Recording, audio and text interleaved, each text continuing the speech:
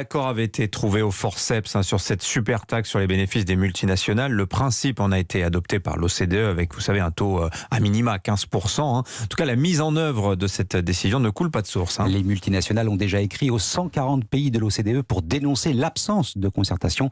Cela ne devrait pas entraver l'avancée des travaux, même s'il reste encore pas mal de détails à peaufiner. Carole Ferry. Oui, alors le pilier 1, c'est celui qui prévoit de taxer les super méga bénéfices des 100 plus grosses entreprises au monde pour les redistribuer ensuite dans les pays dans lesquels elles ont des activités. Toute cette cuisine interne se réfléchit en ce moment.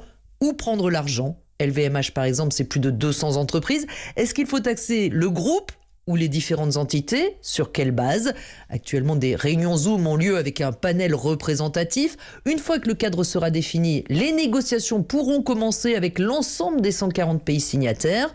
La direction de l'OCDE assure qu'il y aura alors un mécanisme de concertation avec les entreprises concernées.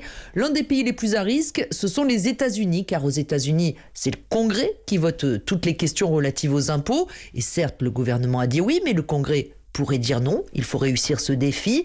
Et puis beaucoup de ces entreprises sont américaines, il ne faut donc pas que le calcul lèse le budget de l'État. Autant de points cruciaux, encore loin, vous voyez, d'être complètement réglés.